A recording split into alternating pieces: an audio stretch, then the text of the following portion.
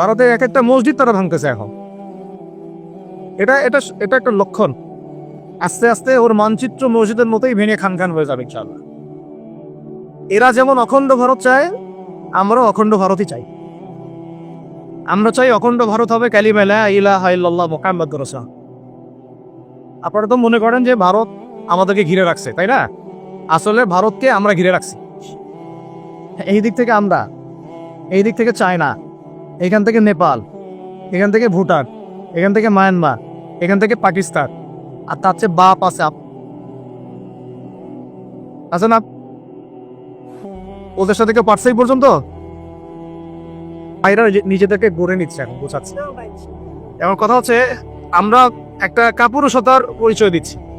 নেপাল ওকে time দেয় না, Bhutan time দেয় না, মায়ানমার টাইম দেয় না, চায়না তো দেয়ই না। আর আমরা তাকে একেবারে প্রভুর আসনে বসা রাখছি। আমরা কি দিছি? আমরা ইলিশ দেই, আমরা ট্রানজিট দেই, আমরা রেল দেই, আমরা বন্দর দেই, আমরা কি দেই? গ্যাস তো দেই মাশাআল্লাহ। তারপরে পণ্যগুলো তো দিচ্ছি, গার্মেন্টস দিয়ে দিচ্ছি, আমাদের প্রশাসনের মধ্যে লোকজন দিয়ে দিচ্ছি, কর্মী শ্রমিক দিয়ে দিচ্ছি। এই জন্যই তো বলি, কেন সে স্ট্যাটাস দেয় যে এই স্বাধীনতা তার স্বাধীনতা। এটাই তো আমরা কারণ। তার মানে তারা আমাদের সার্বভৌমত্বটাকে স্বীকার করে না, তাই না? তারা যদি আমাদের স্বাধীনতা সার্বভৌমত্বকে স্বীকার করতোই, তাহলে তো এরকম স্ট্যাটাস দিত না। তো এখন কথা হচ্ছে, আমরা মাথা নত করার জাতি না। আমাদের নবী মুহাম্মদ সাল্লাল্লাহু আলাইহি ওয়াসাল্লাম মাথা উঁচু করে দাওয়াতের কাজ করছেন। মার খেলেও কখনো তিনি মাথা নিচু করেন নাই। সাহাবায়ে কেরাম রাদিয়াল্লাহু আনহুম আজমাইন মাথা উঁচু করে দাওয়াতের কাজ করছেন, কারো সামনে মাথা নত করেন নাই ইল্লাল্লাহ, আল্লাহ ছাড়া। মার খেয়েছেন, হিজ্জত করতে হলে হিজ্জত করেছেন, কখনো মানুষ গালি দিয়েছে, গালি সহ্য করেছেন, কখনো মদিনায় চলে যেতে হয়েছে, দেশ ছাড়তে হয়েছে, দেশ ছাড়ছেন। আবার কখনো ইসলামী রাষ্ট্র কায়েম করতে রাষ্ট্র কায়েম করছে। জিহাদ করার দরকার জিহাদও করছে, কেতালের দরকার কেতালও করছেন। আস্তে আস্তে মক্কা বিজয় করছে, করেন নাই? সিরাত পড়তে হবে, সিরাতের ধারাগুলো আমাদেরকে বুঝতে হবে। কারণ আমরা তো তার উত্তরসূরি, আমরা তাদের উত্তরসূরি। প্রথম কথা হচ্ছে, আমরা আমাদের নত জানু মনোভাবটাকে আগে ত্যাগ করতে হবে একটা। আর অতীতের জীবনের যে ভুল ত্রুটিগুলো দ্রুত সংশোধন করতে হবে। এখন আর আমাদের হাতে অনেক লম্বা সময় আছে এমন না বিষয়। কত কি যে দ্রুত হয়ে যাবে আপনি হয়তো ভাবতে পারেন। বিশ্বটা খুব দ্রুত চেঞ্জ হচ্ছে। এই অল্প সময়ের মধ্যে এটা দাঁড়ায় গেছে।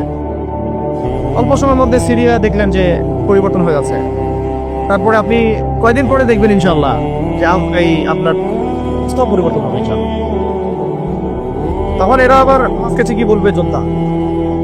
তখন কি বলবে? যোদ্ধা। এখন বলতেছে বিদ্রোহী, বলতেছে সন্ত্রাসী। হ্যাঁ, তো একটা বিষয় আগে বলে নেই, এটা বোঝার দরকার আছে যে দেখেন, যে অবস্থা চলতেছে সেখানে কিন্তু আমাদের তাবলিগের মেহনতটা মূল না, সেখানে আমাদের জিহাদের মেহনতটা মূল। এটা বিষয়টা ওখানে তো সবাই ওখানে করতেছে, ওখানে কি সবাই তাবলিগের মেহনত করবে না অস্ত্র হাতে নেওয়া ফরজ? এটা বোঝার জন্য আপনার তো মুফতি হওয়ার দরকার নেই। হ্যাঁ, আবার যখন আমেরিকায় হামলা চালাইছিল তখন কি শুধু তাবলিগটা ফরজ ছিল না ওদের হামলা প্রতিরোধ করা ফরজ ছিল? ফরজ ছিল। একই অবস্থা সিরিয়াতে হয়েছে, কিন্তু বাংলাদেশে এখন সেই অবস্থাটা নাই। কিন্তু বাংলাদেশে তাবলিগের মেহনত, আমর বিল মারুফ নাহির মুনকারের মেহনত চলবে, মানে তাবলিগের মেহনত, দাওয়াতের মেহনতটা চলবে। যদি কখনো বাংলাদেশে দেখা যায় যে দেশের শত্রুরা বা দিনের শত্রুরা বা উগ্রবাদীরা এই দেশের স্বাধীনতা সার্বভৌমত্বের উপর আক্রমণ করে, তখন কি আমাদের উপরে জিহাদ ফরজ হবে কিনা? এখন যদি তাই হয়, এখন আপনাদের কি মনে হয় এটার সম্ভাবনা আছে না নাই? এটুকু ইন্টেলেকচুয়াল অবস্থা তো আপনাদের আছে, এটার সম্ভাবনাও হতে পারে, আজ হোক কাল হোক, হতেই পারে। তখন আমার প্রিপারেশনটা কি হবে সেটা আমাকে এখন জানতে হবে। আমার প্রিপারেশনটা কি হওয়া উচিত? প্রথম প্রিপারেশন হওয়া উচিত আগের সমস্ত জিন্দগিতে যা করছি নিজেকে আল্লাহর দিকে ফিরাই নিয়ে আসে। এটা প্রথম কাজ। যে আল্লাহর দিকে ফিরে আসা নেই, তার সাথে না জিহাদের সম্পর্ক আছে না কিতাবের কোনো সম্পর্ক, সে তো আল্লাহর পথেই নাই। তো প্রিয় যুবক ভাইরা, আগে প্রথম কথা হচ্ছে আগে আপনি আল্লাহর দিকে ফিরে আসেন। দ্বিতীয় কথা হচ্ছে এরপরে আমাদের প্রয়োজন শারীরিক প্রস্তুতি। শারীরিক প্রস্তুতি যেমনটা বললাম যে কোনো অবস্থাতেই আলেম ওলামাদেরকে, দায়ীদেরকে, মুফতিদেরকে, মুহাদ্দিসদেরকে মাদ্রাসার শিক্ষকদেরকে, খতিবদেরকে ভিতরে ঢুকতে দেওয়া যাবে না। কারণ আপনাদেরকে যদি ভিতরে নিয়ে যাওয়ার স্কোপ পায় তারা নতুন করে আবারও কেউ, তাহলে আর সুস্থ রাখবে না, ফিজিক্যালি আপনি ঠিক থাকতে পারবেন না। অতএব একটা সামাজিক প্রতিরোধ করে তুলতে হবে সবসময়। মানে একটা এলাকার মধ্যে একজন আলেম আছেন, সেই আলেমকে এলাকা থেকে নিতে পারবে না, তাকে নেওয়ার আগে 100 জনের উপর গুলি চালাইতে হবে, এমন একটা মুভমেন্ট থাকতে হবে। প্রতিবাদ না করলে আপনি বান্দরবনে যান, বান্দরবনের পাহাড়ি এলাকায় গিয়ে কোনো একটা পাহাড়ি লোককে উঠাই নিয়ে আসেন, দেখি কত বড় সাহস আছে। আর্মি পর্যন্ত পারে না, কে পারে না? সেনাবাহিনী পারে না, পারে? আরে না, পাহাড়িরা ওইখানে ঐক্যবদ্ধ হয়ে যায়, ওদের মহিলারা ঝাড়ু নিয়ে সামনে চলে আসে। এই আমাদের বান্দরবনের কথা বলছি, ওখানে যে কুকিচিং একটা ফ্রন্ট গঠন করছে সশস্ত্র বিদ্রোহীরা, ওই অংশটুকুকে নিয়ে একটা মাস্টার প্ল্যান আছে ওদের। ওই অংশটুকুতে তারা একটা খ্রিস্টান রাজ্য বা আলাদা একটা পাহাড়িদেরকে নিয়ে একটা রাষ্ট্র প্রতিষ্ঠা করতে চায়, এটা ওদের স্বপ্ন। এই উদ্দেশ্যে তারা হাঁটতেছে এবং তারা অস্ত্রের ভাষায় কথা বলে। ওখানে তারা পতাকা বানাইছে, মানচিত্র বানাইছে, এমনকি লাস্ট টাইম আমরা ওখানে গিয়ে শুনলাম যে মুদ্রাও নাকি বানাচ্ছে। মুদ্রা বুঝতেছেন বিষয়টা কত ডিপ? আমাদের রাষ্ট্রে যে কত সমস্যা, আর জানি না যারা দায়িত্বে আছে তারা কি করতেছে, আসলে কোন দিকটা সামাল দিচ্ছে। অর্থনৈতিক দিকটা দেখবে না এই পাহাড়ি এলাকার সমস্যাগুলো মেটাবে, নাকি আমাদের মুসলিম উম্মার অভ্যন্তরীণ সমস্যাটা মেটাবে, না শহীদ ভাইদের খবর নেবে, না পঙ্গু ভাইরা যারা পড়ে আছে হাসপাতালে তাদের খবর নেবে? সিনেমা দেখতে বসে গেছে না, কেন সিনেমা দেখেন আপনি? সিনেমা দেখার সময় কোথায়? সিনেমা দেখার সময় কোথায়? এই যে যতগুলো ভাই শহীদ হয়েছে তাদের পরিবারের খোঁজখবর নেওয়া লাগবে না? এবং যতগুলো ভাই এখন হাসপাতালে কাতরাচ্ছে তাদের সঙ্গে হাজার হাজার ছাত্র ভাই, তাদের চিকিৎসা করানো লাগবে না? যত মানুষকে গুম করা হয়েছে তাদেরকে মুক্ত করা লাগবে না? তারাও তো জানে এটা অন্যায়, এবং যারা করে তারাও বলে এটা অন্যায়। যারা করে তারাও বলে এটা অন্যায়। এবং আমাকেও বলেছিল যে, আমি জিজ্ঞাসা করেছিলাম যে আমাকে যদি মানে প্রকাশ্য কোর্টে চালান করে দেওয়া হয় এবং যাদের সামনে বলা হয় যে আমাকে গুম করা হয়েছে, এবং এরপর যদি বলা হয় যে আমাকে গুম করার পরে কোনো রকমের নেগেটিভ কিছু পাওয়া যায় নাই তাই আবার ছেড়ে দিয়েছে, এই কথাটা কি বলা যাবে কি যাবে? তারা বলছে যে না, এটা বলা যাবে, কারণ এই কাজটা তো মানবতা বিরোধী অপরাধ, এটা করলে তো বললে তো সবাই আবার বুঝে। এই হলো অবস্থা। ওখানে আমরা বুঝেছি যে বাংলাদেশের প্রশাসনের দুইটা ভাগ আছে। একটা ভাগ হচ্ছে মারাত্মক রকমের ইসলাম প্রিয় এবং দেশপ্রেমিক, মাশাআল্লাহ, আমরা তাদেরকে স্যালুট জানাই। কিন্তু আপনারা ভুল জায়গায় শ্রম দিচ্ছেন, আপনারা ভুল জায়গায় মেধা, শ্রম এবং আপনাদের জীবন নষ্ট করতেছেন। আপনাদের থাকা দরকার ছিল ওলামায়ে কেরামদের সাথে, তাহলে আপনাদেরকে টক্কর দিয়ে কেউ সামনে যেতে পারতো না। আপনারা খালিদ বিন ওয়ালিদ হতে পারতেন আমাদের, আপনারা কিন্তু ওমর ইবনে খাত্তাব হইতে পারতেন। ওইখানে ঢুকে আপনারা শুধুমাত্র দুনিয়ার স্বার্থে সব নষ্ট করতেন। আমাদেরকে বলা হচ্ছে হুজুর বদদোয়া করিয়েন না, হুজুর ছেড়ে দিচ্ছেন, আমাদেরকে বদদোয়া দিয়েন না আবার বের হয়ে। আমাদের চাকরির রিটি এটা। এক ভাই আমাকে কোরআন এনে দিয়েছিল, নির্জনতা তো ওখানে, নির্জনতার সঙ্গে হচ্ছে কোরআন এবং নামাজ। তো এক ভাই দেখেছে আর একটু নির্জন, মন খারাপ বসে আছে, একটা কোরআন নিয়ে এসে দিয়েছে, কোরআন পড়েন আপনি, মন ভালো। আর একজন এসে কোরআন নিয়ে চলে গেছে। কোরআন পড়ে ওখানে যদি আপনি আবার উল্লাপাল্লা কিছু করেন, ওদের নিয়ম নাই কোরআন দেওয়ার কি নাই, নিয়ম নাই। তো এই হলো অবস্থা। কথা হচ্ছে যে এই ভাইদেরকে মুক্ত করাও তো তাদের কাজ ছিল। যে ওলামায়ে কেরামদের একজনের উপরে 3টা 4টা 5টা 10টা করে মামলা এখনো চলতেছে, তাদেরকে মুক্ত করা উচিত ছিল না? আর এই পুরো জুলুমের পিছনে যত জালেম ইনভলভ ছিল তাদেরকে আইডেন্টিফাই করে ভিতরে ঢোকানো উচিত ছিল না? হয়েছে সবকিছু। এই জিনিসগুলো আমাদের অনেক গ্যাপস আছে। এগুলো যদি এভাবে চলতে থাকে তাহলে আগামীতে আমরা যারা ইসলামিক রাজনীতি করবো বলে চিন্তা করতেছি বা ইসলামকে রাষ্ট্রক্ষমতায় নিতে চাই, আমরা কিন্তু বেগ পাবো, ভালো রকমের বেগ পেতে হবে। আর বিগত সময় আমরা অনেক ভুল করছি, যেমন এমন খারাপ করেন না এগুলো, আমরা ভুল করছি এই যে আমরা সেকুলারদেরকে অনেক বিশ্বাস করে ফেলছি, ওদের সাথে জোট করতে গেছি, ঠিক আছে, ওদেরকে আমরা ভাই বোনে করার চেষ্টা করছি। আসলে এদের সাথে কাফেরদের সাথে কোনো পার্থক্য, সেকুলারিজমে যারা আছে আর কুফার যারা, এদের মধ্যে কোনো পার্থক্য না। ওই কালিমা পড়া না পড়ার পার্থক্য তো, বাকি আপনার পিঠে ছুরি এরও মান ওরও মান। আর আমি ছোট মানুষ, ছোট জায়গা থেকে বলতে চাই যে আমাদের যে ওলামায়ে কেরামগণ মাঠে আছেন, যে রাজনৈতিক দলগুলো আপনারা মাঠে আছেন, এবার আপনারা কোনো রুটির টুকরার জন্য লড়বেন। এবার পুরো রুটি নিয়ে লড়বেন, প্রত্যেক আসনে প্রার্থী দিবেন না। যেহেতু এর বাইরে সিস্টেম এখন অন্য সিস্টেমে যাওয়ার সুযোগ হচ্ছে না, তাহলে পুরো রুটিটার জন্য লড়তে হবে আপনার। আমাদের টার্গেট হচ্ছে এখন একটা ইসলামপন্থী সরকারকে রাষ্ট্র ক্ষমতায় নিয়ে যাওয়া, এটা আমাদের একটা প্রধান টার্গেট। আমাদের এজেন্ডা স্পষ্ট, কোনো গোপন এজেন্ডা নাই আমাদের। কি নাই? কোনো গোপন এজেন্ডা নাই। আমরা চাই বাংলাদেশে এখন একটা ইসলামপন্থী রাষ্ট্র ব্যবস্থা গড়ে উঠুক, ইসলামপন্থী সরকার শাসন ক্ষমতায় আসুক। এটার জন্য আপনাদের সবার ভূমিকা আছে। কেউ কথা দিয়ে ভূমিকা রাখবেন, কেউ লিখবেন, কেউ বলবেন, কেউ যেভাবে হোক আপনাকে ভূমিকা রাখতেই হবে। কারো বসে থাকার সুযোগ নেই এখন আর। এই রাষ্ট্রটাকে ইসলামিক রাষ্ট্র হিসেবে গড়ার দায়িত্ব এখন সবার কাজে আসছে। আমরা আমাদের জায়গা থেকে বলতেছি, বাকি কাজ কিন্তু আপনাদেরকে করতে হবে। আল্লাহ পাক করার তৌফিক দান করেন। ইসলামপন্থী ভাইদের আপোষের যে দূরত্বটা কমায় ফেলতে হবে, এই দূরত্ব রাখা যাবে না। ইতলা বাধা থাক, যদি আকীদাগত মৌলিক কোনো পার্থক্য না থাকে, আমরা তো ভাই ভাই নাকি?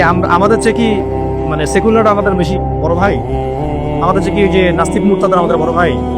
কমিউনিজমে যারা আছে ওরা আমাদের বড়? এই গণতন্ত্রপন্থী যারা একবারে কট্টর, ওরা আমাদের যিনি ভাই নাকি? আমাদের তো ভাই সোজা কথা হচ্ছে ইন্নামান মুমিনুনা ইখওয়া, ইন্নামান মুমিনুনা, মুমিন যারা মুমিন মুমিন ভাই। মুমিনে মুমিনে কি ভাই? খালাস। আল মুসলিম আখুন মুসলিম, মুসলিমের ভাই কি? মুসলিম, খালাস এইটুক। মুসলিম আমার ভাই, মুসলিম আমার ভাই। এখন যারা এদেশের রাষ্ট্র ক্ষমতায় ইসলামকে চায় না, তারা আমাদের ভাই না। সে যে কোনো নামে আসুক, এক্স ওয়াই জেড, দেখার দরকার না। এক্স নামে আসুক, ওয়াই নামে আসুক, জেড নামে আসুক, যারা রাষ্ট্র ব্যবস্থা ইসলামকে চায় না, তারা আমার ভাই। আলাস সোজা কথা। এখন রাষ্ট্র ব্যবস্থা ইসলাম চায় যে ভাইরা আমাদের, ওই ভাইদেরকে একসাথে থাকবে। আল্লাহর কসম করে বলতেছি, ইনশাআল্লাহ যদি এই ভাইরা আমরা একসাথে থাকতে পারি, এর সাথে আমরা দায়ীরা, তালেবে ইলমরা এবং আপনারা তো যুব সমাজ আছেন, আমাদেরকে টক্কর দিয়ে বাংলাদেশের রাষ্ট্র ক্ষমতায় কেউ যাইতে পারবে না ইনশাআল্লাহ। সবাইকে ভূমিকা রাখতে হবে। এখন অন্য আলোচনা চেয়ে আলোচনাটাই বেশি দরকার। অন্য আলোচনা অনেক শুনছেন, এখন বাংলাদেশের দরকার একটা ইসলামপন্থী রাষ্ট্র ব্যবস্থা। এর বাইরে কোনো আলাপ নাই। এখন এটা প্রতিষ্ঠা করার জন্য কি করতে হবে সেটা ফিকির করেন। কি করতে হবে বলেন? প্রথম কথা হচ্ছে আমাদেরকে আগে বৈশ্বিক জালেমদেরকে চিহ্নিত করতে হবে। পুরো বিশ্বে কারা জালেম, এটা কি চিন্তা করা বাকি আছে? পুরো বিশ্বের সবচেয়ে বড় জালেম যে সবচেয়ে বড় জালেম, এটা চিন্তা কেবল বাকি আছে? এই কথা বলতে যে ভয় পায়, তার তো নবীর ওয়ারিস হওয়ার দাবি করার উচিত না। খোলামেলা এটা সবাই জানে, সারা বিশ্বের জুলুমের কারখানা হচ্ছে। মানুষ প্রাণ নিতে গেলে পর্যন্ত সেখানেও বোম্বাই মানুষ করতে পারছে। আমরা এটা দেখার মতো আর সাহসী নাই। অনলাইনে এগুলো আমার দেখতে গেলে যে বাচ্চাদের অবস্থাগুলো আমাদের চোখের সামনে আসে, আমি স্কিপ করে চলে যাই। হয়তো কতটুকু দোয়া করতে পারি, আল্লাহ দোয়া করে কি করবো? আমার দোয়ার তো তার দরকার নেই। আমার দোয়াটা কি দরকার আছে? আমাদের মতো পাপী মানুষের দোয়া দিয়ে তার কি হবে? এখানে তো স্পষ্ট যে পুরো বিশ্বের জুলুম জালেমের শক্তির কেন্দ্রস্থল কোনটা, সেখান থেকে সব মাস্টার প্ল্যান হচ্ছে। আর যদি ওই আমেরিক কোনো সেবা দাসকে আমরা ক্ষমতায় নিয়ে আসি, আমাদের ভুল হবে না? ছাত্র ভাইরা এই ভুলটা করছে। ছাত্র ভাইরা ভুলটা করছে কারণ আপনাদের দিনের জ্ঞানের বুঝের কারণে, বুঝের অভাবের কারণে হয়েছে। ঠিক আছে, এখন যে সম্ভাবনা শেষ হয়ে গেছে এমন না। এখন সবাই প্রতিবাদের ভাষায় কথা বলতে পারে। একটা রেভলিউশন ঘটানোর মতো সিচুয়েশন বাংলাদেশে আছে। অন্তত পক্ষে আমাদের ভাইদের মধ্যে আমরা দেখেছি, ছাত্র ভাইদের মধ্যে সাহস তো মাশাআল্লাহ অবশ্যই আছে, ডেডিকেশন আছে, জীবন দেওয়ার মানসিকতা আছে। তাদেরকে এখানে নার্সিং করতে হবে, জীবনটা যেন ভুল পথে না যায়। এখন আবু সাইদের রক্তের উপর দাঁড়ায় যদি কোনো সেকুলার ক্ষমতায় আসে, তাহলে এটা আবু সাইদের রক্তের সাথে গাদ্দারি। এই মুগ্ধদের রক্তের উপর শি বানায় যদি কোনো জাতীয়তাবাদীরা আর ওই সেই গণতন্ত্রপন্থীরা, ওই ইসলামের দুশ্মনরা, ওই ভারতের দালাল্লাই যদি ক্ষমতায় আসে, তাহলে এটা ওদের রক্তের সাথে গাদ্দারি। এই গাদ্দারির মাফ হবে না। এইটা পলাশির যুদ্ধের চেয়ে বড় মির জাফরি গেছে, এটা ৭১-এর চেয়ে বড় রাজাকারী গেছে। আপনারা বলেন যে দেখেন, ভালো করে বুঝেন, গুম হয়েছে এক শ্রেণী, আমার কথা মন খারাপ করে না, এক শ্রেণী গুম হয়ে গেছে, এক শ্রেণীর ক্রস ফায়ার, এক শ্রেণীর শাপলা চক্রের রক্ত দিছে, তাই নাই? এক শ্রেণী ওলামায়ে কেরাম মামলা নিয়ে ঘুরে বেড়াচ্ছে মাথার উপরে, এক শ্রেণীর ছাত্র ভাইরা রাস্তায় শহীদ হলো, আর এক শ্রেণীর ছাত্র ভাইরা পঙ্গু হয়ে হাসপাতালে বেডে পড়ে আছে, ক্ষমতায় গেছে গা নতুন এক শ্রেণী। হ্যাঁ, এবং ওখানে এমন কিছু মানুষ আছে যাদের সাথে আন্দোলনের কোনো সম্পর্ক ছিল না, সম্পূর্ণ উড়ে এসে দূরে বসে তারা। তাহলে এখানে ইসলামিক রাজনৈতিক দলগুলোকে সামনে রাখা যেত, তাদের থেকে তো উপদেষ্টা একটাও নেয়। জামাত ইসলাম থেকে একটা উপদেষ্টা নিছে কিনা, হেফাজত ইসলাম থেকে কোনো উপদেষ্টা নিছে কিনা, আমাদের চমনাইজ থেকে একটা উপদেষ্টা নিছে কিনা বলেন? তার মানে রাষ্ট্র গঠনে আমাদের কোনো ভূমিকা নাই। আমাদেরকে বুঝেছে যে আপনারা পরে আসে ইলেকশন দিব, তখন আপনার ইলেকশন লইল। ইলেকশন সে কবে দেয় সেটাও দেখে, আদর দেয় কিনা সেটাও দেখে।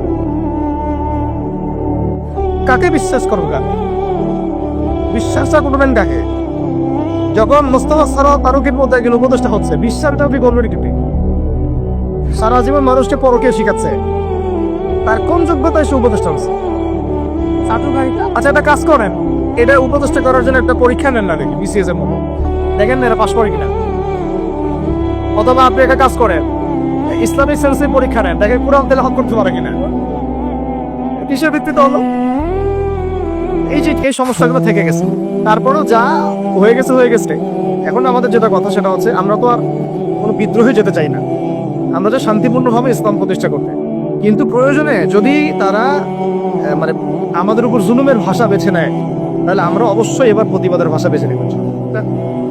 এই জন্য সবার আগে জরুরি হচ্ছে যুবকদেরকে এক কাতারে থাকা, ইসলামপন্থী ভাইদের সাথে থাকা, ইসলামী সংগঠনের সাথে থাকা, এবং নাম XYZ যেটাই হোক না কেন, নাম XYZ হতে পারে, আপোষে ভাই ভাই হয়ে থাকা।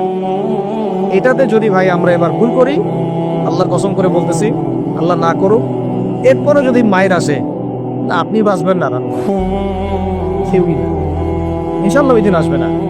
আর আমরা যদি ইনশাআল্লাহু আজ্জা ওয়া জাল্লা যদি আমরা এটাকে মদিনা রাষ্ট্র বানাতে পারি, এই বাংলাদেশকে যদি আমরা একটা মদিনা রাষ্ট্র বানাতে পারি, ইনশাআল্লাহ কালকে গাজওয়াতুল হিন্দ হবে, ওটার জন্য রেডি আমরা। পাকিস্তানের কাছে কিছুই নেই, আছে খালি 10টা 12টা পারমাণবিক অস্ত্র, তাতেই ভয়ে কাঁপতে থাকে। চায়না খালি একটু ভয়টা খায় যে আগাইলে কিন্তু চিকেন নিয়ে নিব, আগাইলে কিন্তু চিকেন দিয়ে গিলে ফেলবো। চায়নার ওই ছোট ছোট যোদ্ধাদের কাছে যে মাইকটা খায়, আর আমাদের এখানে দেখা যায় যে সীমান্তর মধ্যে একটা কৃষকও যদি সীমান্ত থেকে দূরেও হাল চাষ করে, ওকে গুলি করে বেড়াবে।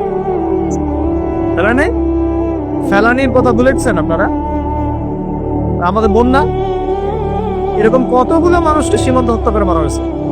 আজকে গুগলে গিয়ে সার্চ করে দেখেন কতগুলো মানুষকে বিগত 15 বছরে সীমান্ত হত্যা করা হয়েছে। তো এখানে আমাদের স্বাধীনতার প্রশ্ন আসে না, এখানে গণতন্ত্রের কথা আসে না, সার্বভৌমত্বের কথা আসে না, না, বরং তারা ক্ষমতার জন্য ওদের কাছে ইমান বিক্রি করে দিয়েছে। ক্ষমতার জন্য এই উগ্রদের কাছে, মানে উগ্র হিন্দুত্ববাদীদের কাছে ওরা তাদের ইমান, ওদের আমল, ওদের তাকওয়া, ওদের দিন সব বিক্রি করে দিচ্ছে। এই জন্য আমি আগে বলেছি একটা লেকচারে যে আমরা যদি বিরিয়ানি খেতে চাই, আপনি যদি বিরিয়ানি খেতে চান, একটা পাত্র নেবেন কিনা? জি। আচ্ছা, পাত্রটা যদি ময়লা থাকে খাবেন? পাত্র অনেক ময়লা আছে, আপনি ওইখানেই বিরিয়ানি ঢালবেন, তাহলে খাওয়া শুরু করবেন? সবার আগে আপনি কি করেন? এটাকে ধোন, পরিষ্কার করেন, তাই না? বাংলাদেশকে যদি আপনি ইসলামী রাষ্ট্র হিসেবে করতে চান, আগে এই দেশের মধ্যে যে পয়জনগুলো আছে এগুলোকে দূর করতে হবে, সমস্ত পয়জনকে ধুয়ে সাফ করতে হবে।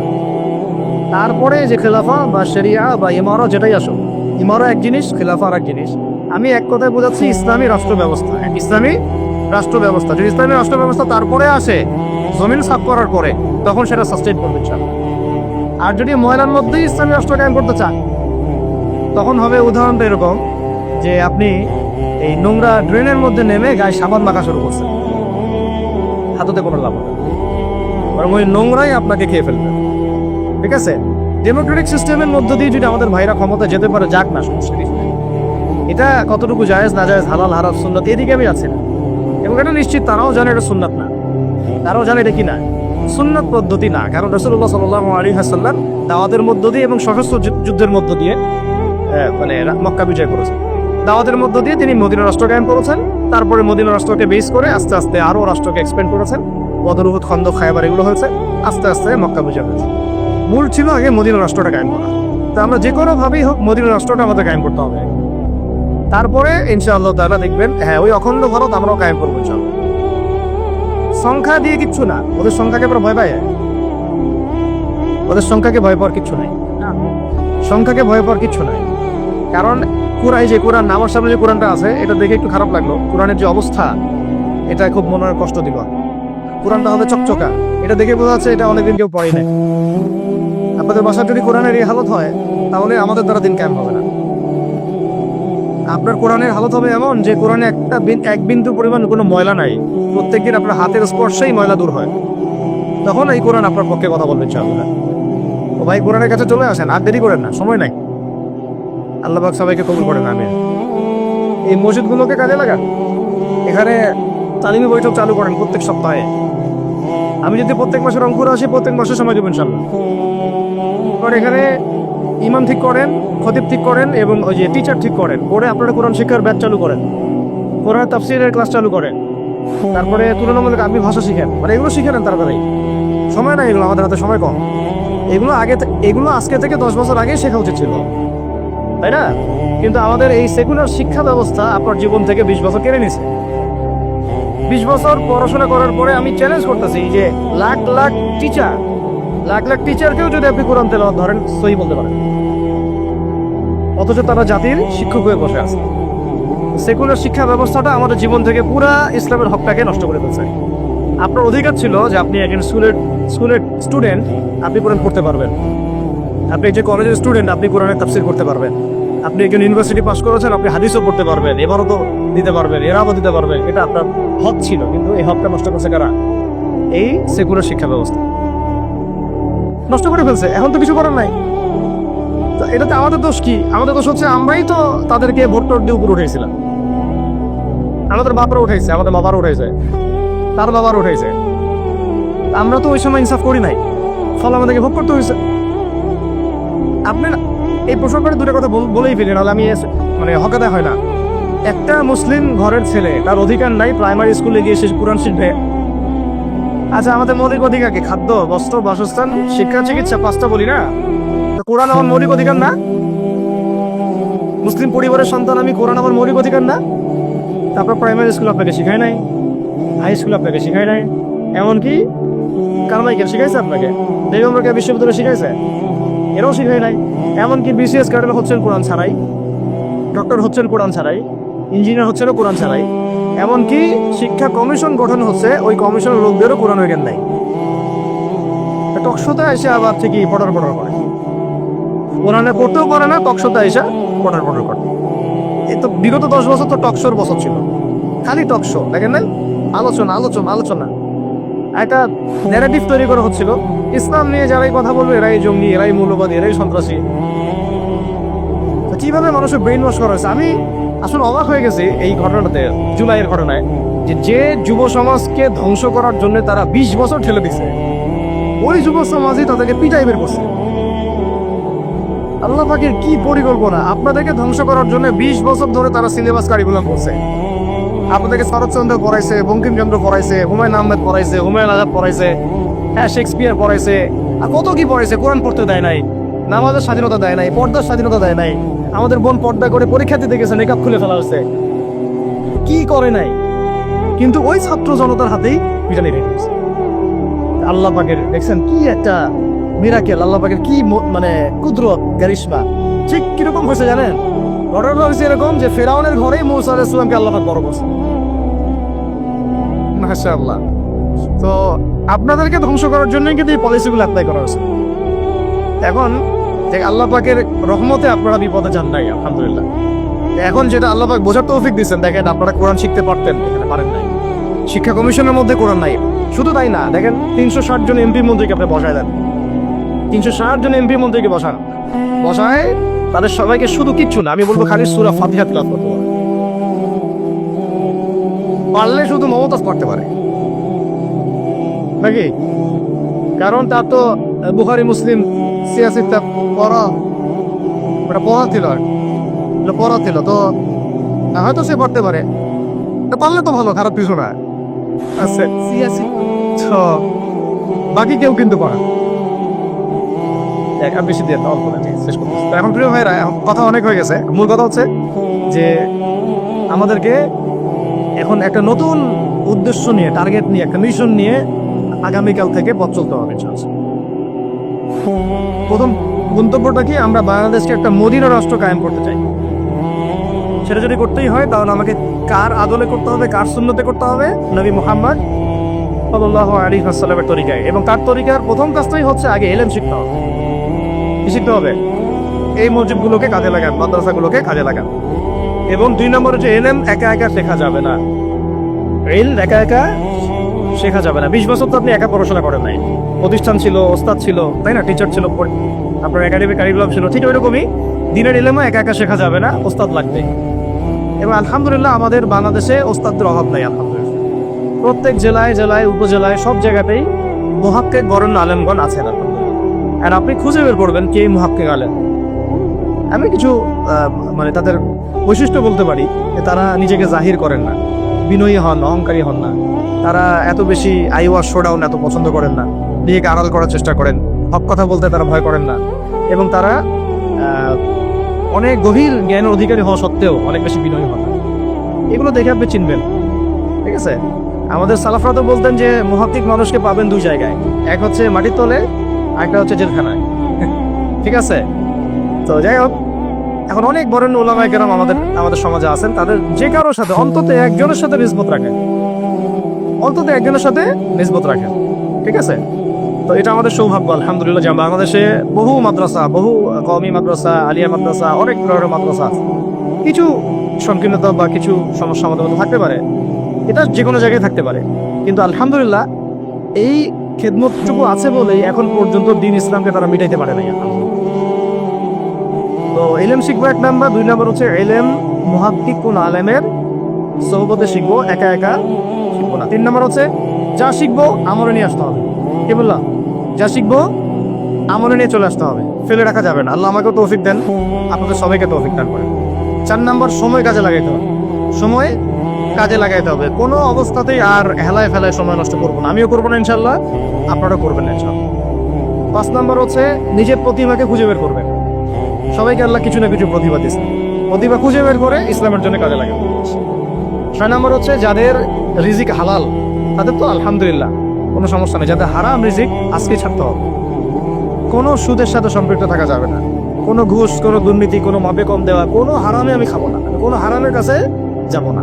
আর উত্তরবঙ্গের বড় বড় ফেতনাগুলোর মধ্যে এই সুদী এনজিওদের ফেতনাও আছে, কাদিয়ানিদের ফেতনাও আছে, তাই না? তারপরে আপনার এই যে ইসাই মুসলিমদের একটা ফেতনা আছে না, একটা ফেতনা আছে। তারপরে এই আপনার বিড়ি ফ্যাক্টরি, তামাক ফ্যাক্টরি, দেখলে ফেতনা আছে হারাম খাওয়ার।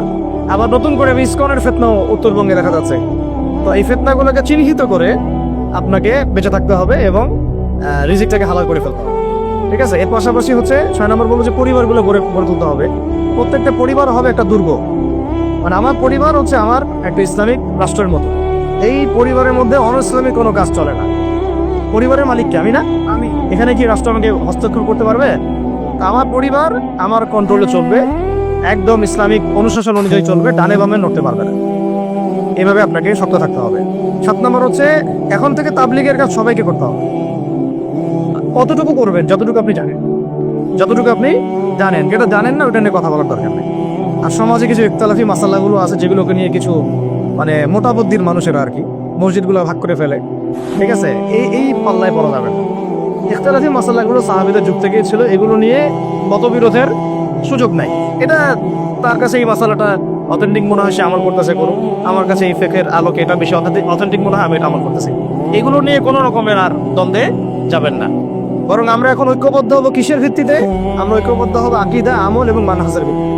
আমাদের আকীদা আহলুস সুন্নাহ ওয়াল জামাআর আকীদা থাকবে, আমল থাকবে সাহাবীওয়ালা আমল, এবং মানহাজ থাকবে আমরা সালাফদের আদলে বাংলাদেশে দিন কায়েম করতে চাই। খালাস। আর যারা দিন কায়েমের কথা বলবে না ওদের সাথে আমার ঐক্য হবে না। কি হবে? দিন কায়েমের কোনো ফিকির নাই, তার সাথে আমার ঐক্য হবে কিভাবে? তার ফিকির আছে শুধু মসজিদ নিয়ে আর অন্য কিছু নিয়ে, তার দল নিয়ে বা তার মানে আরো তো আছে অনেক কিছু আর কি, এইগুলো নিয়ে। তো এইগুলো বাদ দিলাম। এই আমর বিল মারুফের কাজ সবাইকে করতে হবে এবং একই সাথে সবাইকে এখন থেকে প্রতিবাদী হতে হবে, অন্যায়ে নিষেধ করতে হবে। এলাকায় অন্যায় হতে দিবেন না আপনারা। এলাকার মধ্যে জুয়া খেলবে কেন? আপনারাও প্রতিবাদী হবেন। এখানে গাঁজা খাবে কেন? আপনি প্রতিবাদী হবেন। মাদকের আকার হবে কেন? আপনারা প্রতিবাদ করবেন। এখন তো আপনি পুলিশ প্রশাসনের অপেক্ষায় বসে থাকার সময় নেই তো এখন আপনার। একজন নেককার মুত্তাকি পরেজগার মানুষ প্রত্যেকটা এলাকায় থাকা দরকার।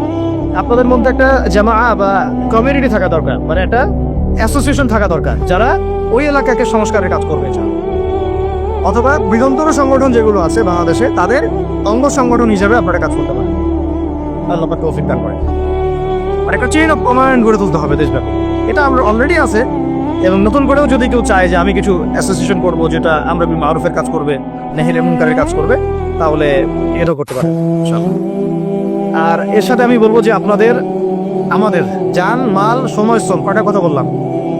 জান, মাল, সময় এবং শ্রম। জান, আমাদের মাল, আমাদের সময়, আমাদের শ্রম, এই চারটা জিনিসকে আল্লাহর জন্য ওয়াকফ করে দেব। দুনিয়াতে মুসাফির আমরা, দুনিয়াতে কি আমরা মুসাফির। আমাদেরকে পাঠানোই হয়েছে আল্লাহর ইবাদত করার জন্য। এবং শুধু একাই ইবাদত করবো কেন? আমি কি স্বার্থপর? আমার পরিবারটাও করতে হবে।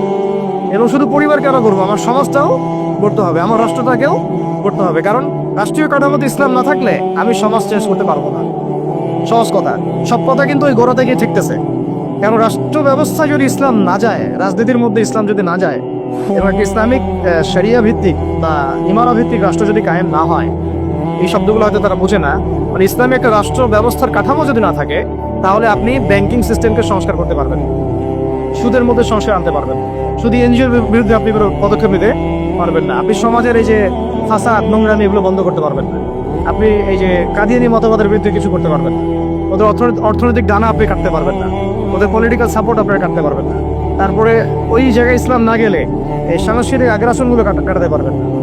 পাশের প্রতিবেশী রাষ্ট্রদের যে আগ্রাসী ভূমিকা, এগুলোর ব্যাপারে আপনি কোনো পদক্ষেপ নিতে পারবেন না। তাই ওই জায়গা পর্যন্ত যদি না যেতে পারি আমরা, তাহলে কথাগুলো শুধু বলাই হবে, কোনো বাস্তবায়ন হবে না। অতএব আমাদের মূল কাজ একটা, এখন ওই উপরের লেভেলে ইসলামকে নিয়ে যাওয়া। সেই কাজগুলোর মধ্য দিয়ে আমরা ইসলামকে নিয়ে যাবো ইনশাআল্লাহ তাআলা। আর সর্বোপরি আসন্ন সময়গুলোতে যখন ওলামায়ে কেরাম, আমাদের বরেণ্য আলেমগণ, আমাদের বরেণ্য ওস্তাদগণ এবং আমাদের তুল্লাবরা, আমাদের জামাআগুলো, আমাদের ইমারাগুলো এবং আমাদের ইসলামী সংগঠনগুলো, তারা যখন মাঠে থাকবে, তখন তাদেরকে একা ছেড়ে দেওয়া যাবে না। মই দিয়ে গাছে উঠায় মই টানা যাবে না। শাপলা চত্বর এই কাজটা করছেন আপনারা, কিন্তু শাপলাতে কিন্তু এই কাজটা হয়েছে। ওখানে কিন্তু এতগুলো ভাইয়ের ওখানে শহীদ হওয়ার কথা ছিল না, এত সহজ ছিল না বিষয়টা। কিন্তু কিছু ভাই ছিল ওখানে আমাদের সাথে প্রতারণা করেছে, মই দিয়ে আমাদের কিন্তু মই টেনে নিছে, আমাদেরকে উপর উঠে গেছে। এরপর থেকে তো কত জেল, কত জুলুম, কত মামলা মোকদ্দমা, কত গুম হয়ে গেল। সাপড়ার পর থেকে হিসেব করে এবার এই ভুলগুলো আর করতে যায় না, এই মুনাফিকিগুলো আর কেউ করতে চায় না। আল্লাহর ওয়াস্তে আপনারা ওলামায়ে কেরামদের সাথে থাকেন, হাত শক্ত করেন, মই দিয়ে আবার গাছে উঠায় মই টেনে নিয়েন না। আমি বুঝতে পারছি? বুঝতে পারি নাই। অর্থাৎ ওলামায়ে কেরামগণ যখন মাঠে থাকবেন, ইসলামী সংগঠনগুলো যখন মাঠে থাকবে, আপনাদেরকে আমরা পাশে চাই। পাশে পাবো তো ইনশাআল্লাহ। আল্লাহ পাক যেন আমাদের সবার এই আওয়াজকে কবুল করেন। আল্লাহ পাক আমাদেরকেও কবুল করেন, আমাকে কবুল করেন, আপনাদের সবাইকে কবুল করেন। নবী সাল্লাল্লাহু আলাইহি ওয়াসাল্লামের মদিনা রাষ্ট্র অন্য কোনো পরাশক্তির সামনে মাথা নত করে নাই, বুঝছিল? কিন্তু আমাদের দেশের কাঠামোটা যেটা, সেটা আমরা কিন্তু বিভিন্ন পরাশক্তির কাছে আমরা দাসত্বের শৃঙ্খলা আবদ্ধ হয়ে গেছি, তাই না? আবার নবী সাল্লাল্লাহু আলাইহি ওয়াসাল্লামের মদিনা রাষ্ট্র বিশ্বের বুকে মাথা উঁচু করে একদম স্পষ্ট স্বাধীন রাষ্ট্র ছিল। আমরা কিন্তু বিশ্বের বুকে মাথা তুলে এখন পর্যন্ত সেই স্বাধীনতা অর্জন করতে পারি। সত্যি কথা এটাই। নবী সাল্লাল্লাহু আলাইহি ওয়াসাল্লাম মদিনা রাষ্ট্র ছিল এমন একটা কাঠামো যার উপর দাঁড়িয়ে তিনি গাজওয়া এবং সারিয়া অভিযানগুলো করেছেন, জিহাদ এবং দাওয়াতের মাধ্যমে আরো বড় পরিসরে দিন প্রতিষ্ঠা করেছেন। কিন্তু আমাদের রাষ্ট্রগুলো, ইসলামী রাষ্ট্রগুলোর মধ্যে কিন্তু এরকম গাজওয়া বা সারিয়া এই অভিযানগুলোতে অংশ নেওয়ার মতো কোনো সুযোগ পাওয়া যায় না। নবী সাল্লাল্লাহু আলাইহি ওয়াসাল্লাম মদিনা রাষ্ট্রে কোনো মাজলুম তার অধিকার খর্ব হতো না। কিন্তু আমরা এখানে দেখছি যে মাজলুমের অধিকার খর্ব হতেই আছে আর হতেই আছে, আর জালেম পার পেয়ে যাচ্ছে। নবী সাল্লাল্লাহু আলাইহি ওয়াসাল্লামের মদিনা রাষ্ট্রে কোনো খেয়ানত ছিল না, আমানতদারিতা ছিল, তাই না? কোনো দুর্নীতি ছিল না, ইনসাফ ছিল। কিন্তু আপনি আমাদের রাষ্ট্রগুলোতে দেখবেন উপর থেকে নিচ পর্যন্ত খালি খেয়ানত, জুলুম আর দুর্নীতি। অনেক পার্থক্য আছে না? সর্বোপরি নবীজির মদিনা রাষ্ট্র ছিল একটা খিলাফা স্টেট। কি স্টেট? খিলাফা স্টেট, যেখানে জনগণ এবং সরকার সবাই আল্লাহর কাছে জবাবদিহিতায় বাধ্য। এবং সেই রাষ্ট্র পরিচালিত হয়েছিল শরিয়া আইন দ্বারা, অর্থাৎ কোরআন এবং হাদিসের বর্ণিত আইন দ্বারা। নবীজি বলতেন, আমার মেয়ে ফাতিমাও যদি চুরি করে তবুও আমি তার হাত কেটে ফেলব, তাই না? আর আমাদের এই কাঠামোগুলোর মধ্যে আমরা দেখছি যে কোরআন এবং হাদিসের আইনের কোনো তোয়াক্কাই করা হচ্ছে, বরং এমন কিছু আইন আমরা চাপিয়ে দিয়েছি নিজেদের উপরে যেগুলোতে বাদীও মরে যায়, বিবাদীও মরে যায়, মামলা মরে না। কাউকে হ্যারাস করতে চাইলে দুই একটা মিথ্যা মামলা দিলেই বাস সারা জীবন সে জেলের মধ্যে পচে মরে। যে কাউকে হ্যারাস করা যায়, যাকে তাকে গুম করা যায়, যাকে তাকে ক্রস ফায়ার দেওয়া যায়, মিডিয়াকে নিজের ইচ্ছা মতো চালানো যায়, ঠিক আছে, ইসলাম বিদ্বেষ ছড়ানো যায়, হ্যাঁ, তথাকথিত মুনাফেক, তথাকথিত না, এটা পাক্কা মুনাফেকদেরকে দিয়ে টকশো করানো যায়, ঠিক আছে, দিয়ে ইসলাম বিদ্বেষ ছড়ানো যায়, শিক্ষা থেকে ইসলামকে উঠানো যায়, সংস্কৃতি থেকে ইসলামকে উঠানো যায়, মানুষের সুদ খাওয়ানো যায়, পুরো জাতিকে মায়ের সাথে জেনা করানো যায়, তাই না? এবং নিজের ক্ষমতা টিকিয়ে রাখার স্বার্থে মুশরিকদের দাসত্ব করা যায়, এই রাষ্ট্র ব্যবস্থাগুলোর মৌলিক পার্থক্যকে আমরা বুঝতে পারছি যে মদিনা রাষ্ট্র কিরকম একটা পবিত্র এবং প্রামাণ্য একটা রাষ্ট্র ছিল, স্বতন্ত্র, স্বাধীন, সার্বভৌম একটা রাষ্ট্র ছিল। এই রাষ্ট্র এবং জনগণ আল্লাহ ছাড়া কাউকে ভয় করতো না, তাই না?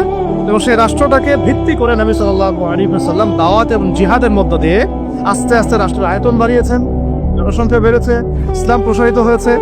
এবং যেই মক্কায় 13 বছর আমরা জুলুমের শিকার ছিলাম, সেই মক্কা আমরা বীরের বেশে জয় করলাম, তাই না? শুধু কি সেখানেই থেমে গেলাম? সেটাকে ভিত্তি করে আবার আবু বকর রাদিয়াল্লাহু আনহু, ওমর, ওসমান, আলী, 4 খলিফার যুগে ইসলাম অর্ধেক বিশ্ব পর্যন্ত ছড়াই গেল। একদম ওই আপনার স্পেন থেকে, পর্তুগাল থেকে নিয়ে চায়না পর্যন্ত, এদিকে আপনার কি বলবো আফ্রিকা থেকে নিয়ে একেবারে সাইপ্রাস থেকে শুরু করে আফগানিস্তান, পাকিস্তান, সিন্ধু পর্যন্ত পুরো কন্টিনেন্টটা ইসলামের ছায়া ধরে কথা হলো না 4 খলিফার সময় ওই খেলাফা রাষ্ট্রের উপর দাঁড়িয়ে হয়েছে। ওটা আমাদের ইতিহাস, এটা আমাদের শেখো। আমরা এই জাতি ছিলাম, সেখান থেকে আমরা কোথায় আসছি একটু চিন্তা করতে পারছেন?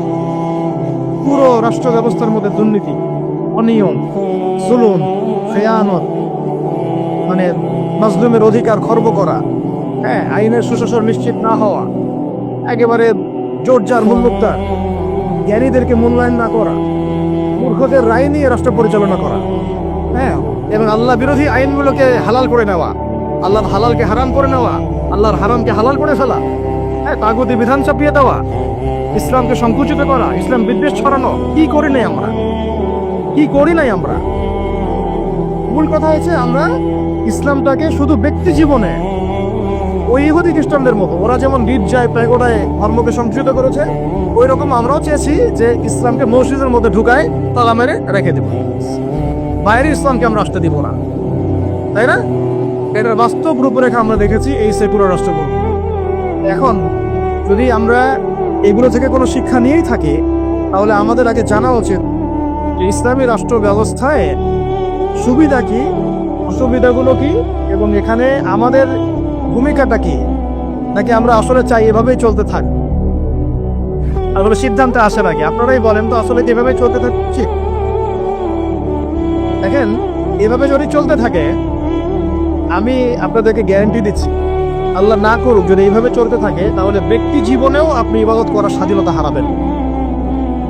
ইভেন আমরা তো আশঙ্কা করছিলাম যে কোন দিন জানি দাড়ি রাখার নিষেধাজ্ঞা চালু হয়। আপনারা কি তুরস্কের ইতিহাস পড়েছিলেন? যখন তুরস্ক প্রথম বিশ্বযুদ্ধে অটোম্যানরা যখন মানে ফার্স্ট ওয়ার্ল্ড ওয়ারে অংশ নিয়েছিল, হেরে গিয়েছিল, মুস্তফা কামাল আতাতুর্ককে ক্ষমতায় বসানো হয়েছিল, তখন আজান বন্ধ হয়ে গিয়েছিল, মাদ্রাসা বন্ধ হয়ে গিয়েছিল, মসজিদ তালা মারা হয়েছিল, দাড়ি রাখা নিষেধ করা হয়েছিল। এমন কোনো জুলুম নাই তখন করা হয় না। তো এইভাবে যখন ইসলামকে রাজনৈতিক অঙ্গন থেকে সরিয়ে ফেলা হয়, তখন আস্তে আস্তে ইসলাম ব্যক্তি জীবন থেকে উঠে যায়, উঠিয়ে দেওয়া হয়। একটা সহজ সরল বিষয়, আমার কাছে যদি এই পুরো মিরপুর এলাকা, ধরে অন্য কথা বাদ দিলাম, পুরো মিরপুর এলাকার অথরিটি যদি আমার কাছে থাকে, এবং আমি যদি একজন স্বাধীন শাসক হই মিরপুরের, ফর এক্সাম্পল, একটা এক্সাম্পল দিচ্ছি, এই মিরপুর অঞ্চলটুকুর স্বাধীন শাসক একজন আমি, ধরেন XYZ, বা আপনি আব্দুল্লাহ আব্দুর রহমান, এখন আপনার অথরিটি আছে, আপনি চাইলে আপনার এলাকার সব মদের বার বন্ধ করতে পারেন, সব জুয়ার আসর আপনি বন্ধ করতে পারেন, আপনি আপনার এখানে প্রশাসনিক বাহিনী দিয়ে এখানে জরিমানা করতে পারেন, আইনের সুশাসন নিশ্চিত করতে পারেন। আপনি এই এলাকার সমস্ত মসজিদকে আবাদ করতে পারেন, সমস্ত মক্তবে কোরআনের একেবারে কি বলবো কোরআনের শিক্ষা প্রচার প্রসার আপনি বাস্তবায়ন করতে পারেন। প্রত্যেকটা মাদ্রাসাকে আপনি আরো উন্নত করতে পারেন, এমনকি ওলামায়ে কেরামদেরকে ভাতা দিতে পারেন, তাই না? তাদেরকে আপনি উন্নত জীবন দিতে পারেন, তাদেরকে জুলুমের হাত থেকে বাঁচাতে পারেন। মানে এক কথা, এই এলাকায় আপনি আল্লাহ এবং রাসূলের বিধানকে বাস্তবায়ন করতে পারবেন, সমস্ত জুলুমের শেকড় উপরে ফেলতে পারেন। এতে যদি এই এলাকার শাসন ক্ষমতা আপনার হাতে না থাকে, আপনি আমি যদি একটা সাধারণ মানুষ হই, তাহলে আদৌ কি আপনি এগুলো করতে পারবেন? এই সহজ কথাটা আমরা বুঝি না। অনেকেই আমরা আমাদের কাপুরুষতার কারণে ঝুঁকি নিতে হবে এখানে জীবন যাওয়ার সুযোগ আছে, এই কারণে এই কথাগুলো বলাও আমরা ছেড়ে দিয়েছি। বিগত 15 বছরে কিন্তু এগুলো খুব একটা বলা হয় নাই, যারাই বলতে চেষ্টা করেছেন তাদেরকে উঠিয়ে নেওয়া হয়েছে। আর এটা আল্লাহ পাকের রহমত যে আমরা এখনো বেঁচে আছি। বাঁচার তো কথা ছিল না, বাঁচার কথা কিন্তু ছিল না। আল্লাহ পাক তার দিনকে তার জমিনে প্রতিষ্ঠা করার জন্য, প্রসার করার জন্যই হয়তো আমাদেরকে রেখেছেন, অন্য কোনো উদ্দেশ্য নাই আমাদের এখানে। তো এখন আমরা যদি এই সুযোগকে কাজে না লাগাই, যদি আমরা সবাই মিলে এই সুযোগকে কাজে না লাগাই, তাহলে কে জানে আবার 10-20 বছর পরে বা 5 বছর পরে, আল্লাহ না করুন, যদি আরো বড় কোনো জালেম চেপে বসে, তাহলে না থাকবে আমাদের কোনো দেহ, আর না থাকবে আমাদের কোনো বরদান। আর যদি আমরা এখনই সংশোধন হতে পারি এবং আমাদের ইসলামটাকে আস্তে আস্তে ব্যক্তির পর্যায় থেকে নিয়ে সমাজে, অর্থনীতির মধ্যে, রাজনীতির মধ্যে নিতে পারি, ইনশাআল্লাহ এত সহজে তারা আমাদেরকে উৎখাত করতে পারবে। ইনশাআল্লাহ পারবে। এই জিনিসটাই এখন বেশি আলোচনার দরকার। তাহলে এখন আসেন, একটা বিষয় একটু আপনাদের সামনে স্পষ্ট করতে চাই, যে খালি পয়েন্টসগুলো বলবো, বিস্তারিত আপনাদেরকে বলতে হবে না, আপনারা বুঝতেছেন, আমি বুঝতে পারছি। শুধু পয়েন্টগুলো বলবো যে কি কি সুফল হতে পারে যদি একটা ইসলামিক রাষ্ট্র ব্যবস্থা আমাদের মাথার উপরে আসে, বা একটা ইসলামপন্থী গভর্নমেন্ট আমাদের মাথার উপরে আসে, তাহলে আমরা কি কি সুবিধা পাইতে পারি। অনেকে হয়তো মনে করেন যে এটা থাকলেও যা, না থাকলেও না। অনেকে আবার এগুলো নিয়ে আলোচনা করেন না, বা করেন না, এতে করে এটা মাথা থেকে মাইনাস হয়ে গেছে। একটা বিষয় বুঝেন, এটা আসলে আমার একটা বুঝ আর কি, নিজের মতো করে বলছি। একটা বিষয় কি, একটা বিষয়ের অভিজ্ঞতা মানুষের না থাকলে সেই বিষয়টার মর্ম, এহমিয়ত কিন্তু মানুষ বুঝবে। যেমন ধরেন, আমরা যারা এখনো কক্সবাজারে কেউ যায় নাই, তাকে আপনি যতই বলেন যে সমুদ্রটা এমন, সমুদ্রটা ওই রকম, সমুদ্রের পাড়ে দাঁড়ালে এমন হয়, ওইখানে এত এইরকম বাতাস থাকে, মেরিন ড্রাইভ রোডটা এইরকম, সে কিন্তু কল্পনায় আনবে, কিন্তু সে কিন্তু উপলব্ধি করতে পারবে না। বুঝতে পারছি কথা? সিমিলারলি আপনি শুনেছেন যে মদিনা এমন, মক্কা এমন, কখনো যান নাই, আপনি কিন্তু উপলব্ধি করতে পারবেন না। রাষ্ট্র ক্ষমতায় আমরা দাড়ি টুপিওয়ালা মানুষরা সংখ্যা গরিষ্ঠতা নিয়ে, হ্যাঁ, একেবারে পুরা রুজির টুকরোটা আমরা কখনো পাইনি এ পর্যন্ত। পেয়েছি কি বিগত প্রায় 50-60-70 বছরে? তাহলে আমরা কিভাবে জানবো যে সেটার এহমিয়তটা কি, সেটার গুরুত্বটা কি, সেটা থাকলে আমরা কি করতে পারি? ওটা তো আমার অভিজ্ঞতা নাই, তো আমার কি নাই, আমার অভিজ্ঞতা নাই তো। কিন্তু দেখেন, সেকুলারদেরকে দেখেন, এই ডেমোক্রেটিক সিস্টেমে যারা আছে তাদেরকে দেখেন, তারা কেউ 5 বছর থাকছে, কেউ 10 বছর থাকছে, কেউ 15 বছর থাকছে। তারা বুঝেছে যে তার মজাটা কি, এবং সেটা থাকলে সে কি করতে পারবে। তারা তো কেউ আল্লাহর বিধানের জন্য সেখানে যায় নাই। কেউ গিয়েছে ধরেন যে 10 বছর লুটপাট করেছে, জুলুম করেছে, দুর্নীতি করেছে, বিদেশি টাকা পাচার করেছে, যে মেয়েটাকে পছন্দ হয়েছে উঠাই নিয়ে আসছে, ঠিক আছে, দর্শনের সেঞ্চুরি করছে, ওই ক্ষমতা কাজে লাগায় সে হল দখল করছে, জমি দখল করছে, ব্যাংক দখল করছে, কোম্পানি দখল করছে। সে ওই মজাটা বুঝছে, ক্ষমতার মজা কি, ওর অর্থে মজা বললাম আর কি, ঠিক আছে। সে বুঝতে পারছে যে হ্যাঁ, ক্ষমতা থাকলে আমার এই জিনিসগুলো আমি তো পাবো। এই জন্য দেখেন, হাজার বার মাইর খাইলেও, নেতাকর্মী জীবন দিলেও, সে ওই রাজনীতি থেকে সরে যায় না, তাই না? 10 বছর মাইর খায়, আবার আসে না, আমাকে চাইতে হবে। আর ওখানে কি মজা আমি তো জানি, ওইটা যদি একবার পাই তাহলে আমি আবার এইগুলো পাবো, তাই না বিষয়টা? তো ওদের একটা উদাহরণ দিয়ে বোঝালাম। এই জন্য দেখেন, তারা তাদের এই রাজনৈতিক মুভমেন্ট থেকে কখনো সরে যায় না। সরে যায় কখনো? যায়নি, যায় না, যাবেও না।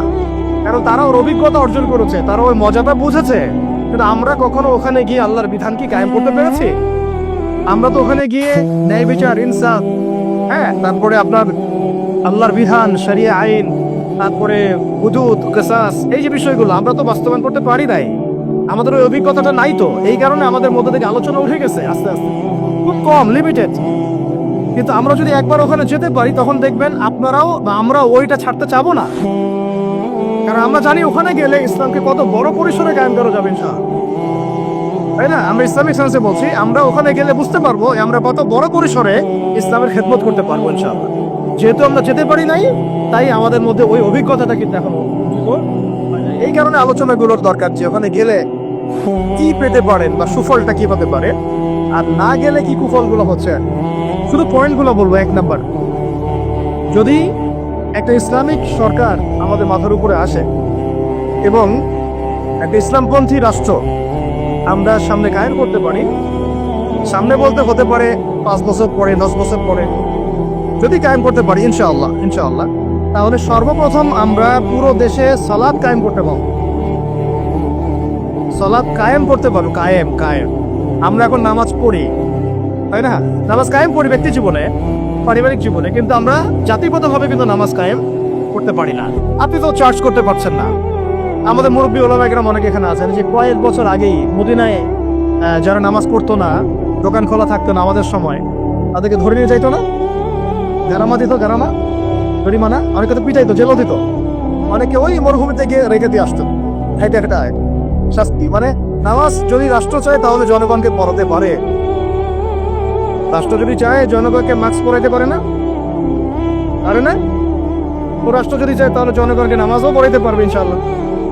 আর যারা বুঝে না তাদেরকে শিখাইতে পারবে, যারা নামাজ পড়তে জানে না তাদেরকে আমরা ইসলামিক সেন্টারে পাঠাতে পারবো, তরবিয়ত দিতে পারবো, ওলামায়ে কেরামের সহবতে এসে শিখাইতে পারবো, তাই না? কিন্তু আপনি এটা রাষ্ট্রীয় উদ্যোগে এখন আর করতে পারবেন না। এটা ব্যক্তি জীবনে সীমাবদ্ধ হয়ে থাকে তখন। তো ব্যক্তি জীবনে থাকলে তো আপনি পড়লেও কি না, মানে পড়লে কেউ চার্ট করার নাই, না পড়লেও কেউ চার্ট করার নাই, এটা আপনার ব্যক্তিগত বিষয়ের সাথে নিসবত হয়ে গেল। জাতিগতভাবে কিন্তু নামাজ কায়েম হলো না। কিন্তু নবী সাল্লাল্লাহু আলাইহি ওয়াসাল্লাম কি মসজিদে কোনো সাহাবী না আসলে বা আসতে না পারলে খোঁজ দিতেন না? ওমর রাদিয়াল্লাহু আনহু খোঁজ দিতেন না? ওখানে কি এমন কোনো মুসলিম ছিল যিনি নামাজ পড়তেন না? এই একটা বিষয়, যেখানে আমরা কিন্তু এটা করতে এখনো পারি না। আপনি বলছেন 90% মুসলিমের দেশ, দেখেন 70% নামাজ পড়ে না। শুধু নামাজ না, তখন আপনি চাইলে প্রাইমারি লেভেলে, প্রাইমারি স্কুলে কোরআন শিক্ষা বাধ্যতামূলক করতে পারতেন না? হাই স্কুলে আরবি ভাষা শিক্ষা বাধ্যতামূলক করতে পারতেন, কোরআনের কিছু অনুবাদ তো বাধ্যতামূলক করতে পারতেন, সিলেবাসভুক্ত করতে পারতেন। অনার্স লেভেলে গিয়ে আমাদের এই ভাইরা তখন কোরআনের তাফসীর করতে পারতো, তর্জমা করতে পারতো, হাদিসের এরাব দিতে পারতো, ইবারত করতে পারতো। তারা কি পারে? 95%ই পারে। মাস্টার্স লেভেলে গিয়ে তারা ইফতা দেওয়ার মতো যোগ্যতা হয়তো অর্জন করতে পারতো, আরো অনেক কিছু করার সুযোগ ছিল, কিন্তু এটা আপনি আর রাষ্ট্রীয়ভাবে এখন করে। কারণ একটা বিষয় হচ্ছে, দেখুন এক্সাম্পলটা বুঝেন, এখানে তো অনেক ফ্যাক্টরি আছেন আপনাদের এখানে, এটা দেখে মনে পড়লো আর উদাহরণটা, যে দেখেন ঘরে আমি একটা চাদর পড়েছি, এখন এই চাদরটা ধরেন যে এক ভাই হাতে সেলাই করছে, 10 জন মিলে হাতে সেলাই করছে, 10টা চাদর উৎপন্ন হচ্ছে, আর এখানে একটা চাদর তৈরির ফ্যাক্টরি আছে, উৎপাদন কার বেশি হন? ইসলামিক রাষ্ট্র হচ্ছে একটা ফ্যাক্টরির মতো কাজ করবে, যা ইসলাম আরো অনেক বেশি ছড়াই দিতে পারবে, যেটা ব্যক্তিগতভাবে অতটা সম্ভব হয়ে ওঠে না। দাওয়াতের মাধ্যমে হয়, দাওয়াতের মাধ্যমে ব্যক্তিগত ইসলাম হয়, মানুষ ফিরে আসে, কিন্তু বড় পরিসরে ইসলাম কায়েম হয় না। বরং আমরা ইসলামের যত মেহনত করি, ওরা ওদের শয়তানি শক্তি দিয়ে ওইটাকে আবার নস্যাৎ করার চেষ্টা করে, তাই না? আমরা ইসলাম করে মানুষকে আল্লাহর পথে ডাকার চেষ্টা করি, ওরা গান বাজাই দিল, কনসার্ট করাই দিল, পর্নোগ্রাফি চালু করে দিল, মেয়ে নাচাই দিল, আল্লাহ বিরুদ্ধে আইন 4টা-5টা চালু করে দিল, বাস আপনার মেহনতের উপর পানি পড়ে গেল, তাই না বিষয়টা?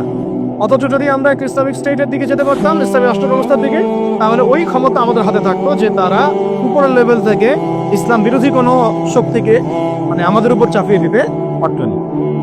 1 নম্বর হচ্ছে আমরা নামাজ প্রতিষ্ঠা করতে পারতাম জাতিগতভাবে, যেটা আমরা এখন পাচ্ছি। 2, আমরা যাকাত কায়েম করতে পারতাম, যাকাত প্রতিষ্ঠা করতে পারতাম রাষ্ট্রীয়ভাবে। এটা মুসলিমদের জন্য বলছি, নামাজ এবং যাকাতের বিষয়গুলো। অমুসলিমদেরকে নিয়ে তো আমাদের এখন এভাবে ফিকির নাই, তারা আমাদের রাষ্ট্রে থাকবে, আমরা সহ অবস্থান করব, আমরা তাদের ধর্ম পালনে কোনো বাধা দিব না, আবার আমরা তাদের ধর্ম পালনের অংশও হব না। মানে না আমি মূর্তি ভাঙতে যাব, আর না আমি মূর্তি পাহারা দিব, আর না আমি মূর্তি গড়ে দিব। তারা এলাকুম দিন হুকুম বলিয়ে দে, তোমাদের দিন তোমরা পালন করো, আমাদের দিন আমরা পালন করো।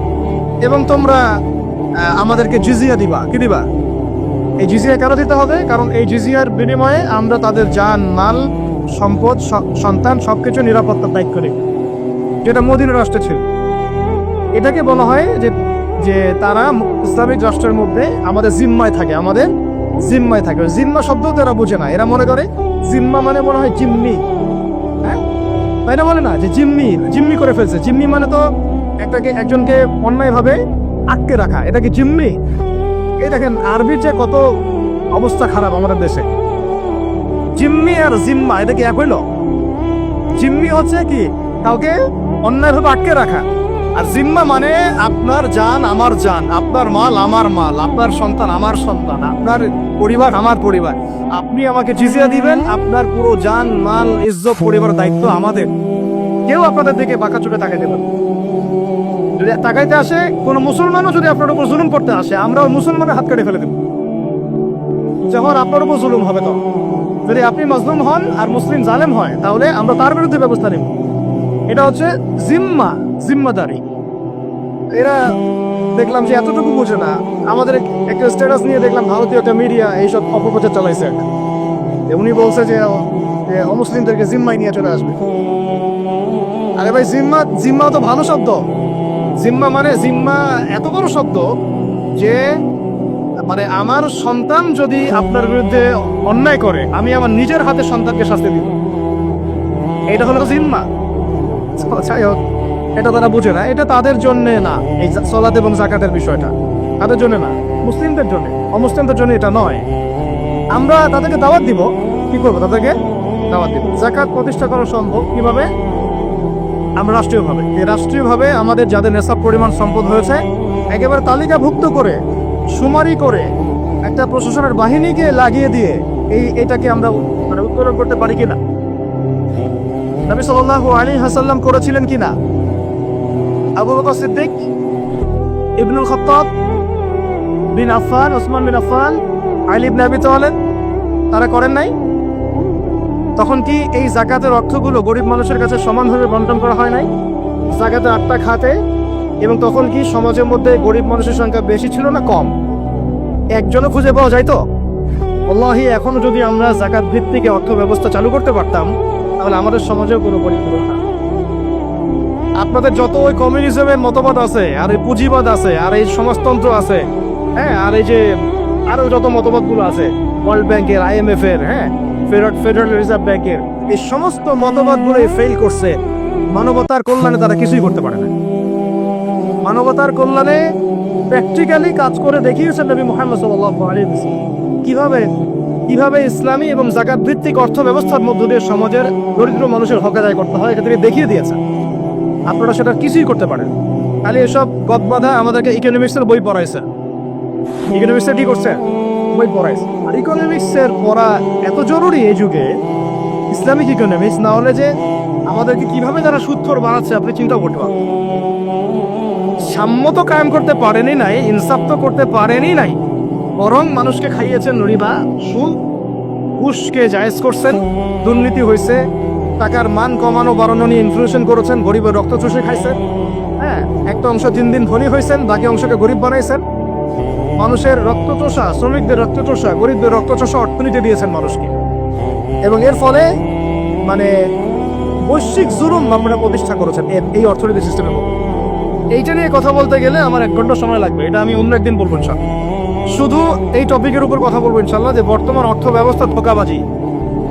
বর্তমান অর্থ ব্যবস্থার, অর্থনৈতিক সিস্টেমের ধোঁকাবাজি আপনি শুনলে আপনার চোখ কপালে চলে দাও। আসলে যারা কম জানে ওরা ঘুমাইতে পারে শান্তিতে, যারা আসলে জানে তারা ঘুমাইতে পারে। বুঝছেন? আসলে সত্য কথা এটাই। এত ধোঁকাবাজি হয়েছে অর্থনীতির মধ্যে, এমন ভাবে গরিব মানুষকে নির্যাতন করা হয়েছে, এমন ভাবে ওদের রক্ত চোষা হয়েছে। আল্লাহর কসম করে বলতেছি, বাংলাদেশে বেশিরভাগ মানুষ এটার হদিসই নেই, তারা জানেই না। এবং এর পিছনে আছে ওই পশ্চিমা পরাশক্তি আর ওই ইসরায়েল এবং আমেরিকার শক্তি, এরাই কাজগুলো করছে সারা ওয়ার্ল্ড। আল্লাহ পাক আমাদেরকে বোঝার তৌফিক দান করেন। এখন এই যাকাত ভিত্তিক অর্থ ব্যবস্থা প্রতিষ্ঠা করা কিন্তু এখন ব্যক্তিগতভাবে সম্ভব নয়। ব্যক্তিগতভাবে সম্ভব, রাষ্ট্রীয়ভাবে যদি রাজনৈতিক ক্ষমতায় আমরা যেতে পারতাম ইসলামপন্থীরা, তাহলে এটা সম্ভব ছিল। 3 নম্বর দেখুন যে আমাদের যে বাজার আছে, বাজার বলতে 2 রকম বাজার, একটা হচ্ছে আঞ্চলিক বাজার, একটা হচ্ছে বিশ্ব বাণিজ্য। এই দুটো বাজারের মধ্যে হারাম আছে না, হারাম পণ্য আছে না, মাপে কম দেওয়ার বিষয় আছে না, সিন্ডিকেট আছে না, থার্ড পার্টির তেলেসমাতি আছে না, এই সমস্ত বিষয়গুলোকে আমরা নিয়ন্ত্রণ করতে পারছি না। ইসলামী অর্থ ব্যবস্থা থাকলে বা ইসলামী বাজার ব্যবস্থা থাকলে, ইসলামিক যদি আমরা কি বল সাম্যের ইকোনমি যদি আমাদের সামনে থাকতো, তাহলে আমরা এই প্রত্যেকটা হারামকে বন্ধ করতে পারতাম। আমরা এই মজুদদারিগুলো বন্ধ করতে পারতাম, আমরা সিন্ডিকেট বন্ধ করতে পারতাম, আমরা এই যে ইনফ্লেশন বন্ধ করতে পারতাম, আমরা এই বাজারের যে জুলুমগুলা, দুর্নীতিগুলো, এগুলো বন্ধ করতে পারতাম। এইগুলো কিন্তু আমরা বন্ধ করতে ইনস্ট্যান্ট শাস্তির আওতায় আনা সম্ভব ছিল। আমরা এটা করতে পারছি না শুধুমাত্র ইসলামিক বিধান না থাকার কারণে। আল্লাহ পাক আমাদের বোঝার তৌফিক দান। তারপরে দেখুন 4 নম্বর হচ্ছে আমাদের পুরো অর্থ ব্যবস্থায়, এটা ভালো করে বোঝান, পুরো অর্থ ব্যবস্থায় ইকোনমিক সিস্টেমের মধ্যে 3টা জিনিস খুব মোটা দাগে আছে। একটা হলো জুলুম, একটা হলো খেয়ানত, একটা হচ্ছে দুর্নীতি।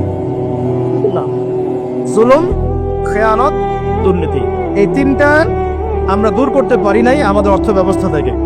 যদি ইসলামিক অর্থ ব্যবস্থা থাকতো, যাকাত ভিত্তিক, সাদাকা ভিত্তিক, কৃষি ভিত্তিক, শিল্প ভিত্তিক, হালাল বাণিজ্য, আঞ্চলিক এবং বৈশ্বিক, তাহলে দেখতেন ইনশাআল্লাহ সমস্ত জায়গা থেকে জুলুম, তারপরে আপনার এই খেয়ানত এবং এই দুর্নীতি একটাও স্থান পেত না। কারণ এটাতে জনগণকে আমরা তখন আল্লাহর কাছে জবাবদিহি করতে বাধ্য করতাম এবং আল্লাহ পাকের বিধান অনুযায়ী বিচার ফয়সালা করতাম। আল্লাহ পাকের বিধান অনুযায়ী বিচার ফয়সালা করা হতো, তখন তারা এই সাহসটা পেত না। 5 নম্বর হচ্ছে দেখুন যে ইসলাম বিরোধী যত মতবাদগুলো আছে, যেমন ধরেন একটা কথা তো বললাম, যেমন ইসলাম বিরোধী অনেক মতবাদ, আসলে তারা তো বুঝতে পারেন না যে কমিউনিজম একটা ইসলাম বিরোধী মতবাদ, সেকুলারিজম একটা ইসলাম বিরোধী মতবাদ। এগুলো তো পলিটিক্যাল, এর বাইরে সামাজিক অনেক ব্যাপার আছে। যেমন ইসলাম বিরোধী বিভিন্ন মতবাদ, সংস্কৃতি, কাদিয়ানি মতবাদ ধরেন, তারপরে ইসাই মুসলিমদের ফিতনা, ইসলাম বিরোধী যত মতবাদ, যেমন এই communism, so-called democracy, so-called secularism, বা এই যে LGBT, তারপরে রিবা, কাদিয়ানি মতবাদ, এনজিওদের সুদের ফিতনা, ইসাই মুসলিমদের ফিতনা, যত ইসলাম বিরোধী মতবাদগুলো আছে, এগুলোকে রাষ্ট্রীয়ভাবেই আস্তে আস্তে আস্তে মিটিয়ে ফেলা সম্ভব ছিল। কিন্তু ইসলামী রাষ্ট্র ব্যবস্থা না থাকলে এটাকে আপনি মেটাতে পারবেন না, বরং তারা সমাজে আধিপত্য বিস্তার করার চেষ্টা করবে এবং তারা ফ্লুয়েন্টলি তাদের মিশনে কাজ করতে শুরু করবে, যেটা আমরা দেখেছি তারা কাজ করছে। কাদিয়ানিদেরকে কেউ ঠেকাচ্ছে কি? না। ইসাই মুসলিমদের ফিতনা কি কেউ ঠেকাতে পারছি?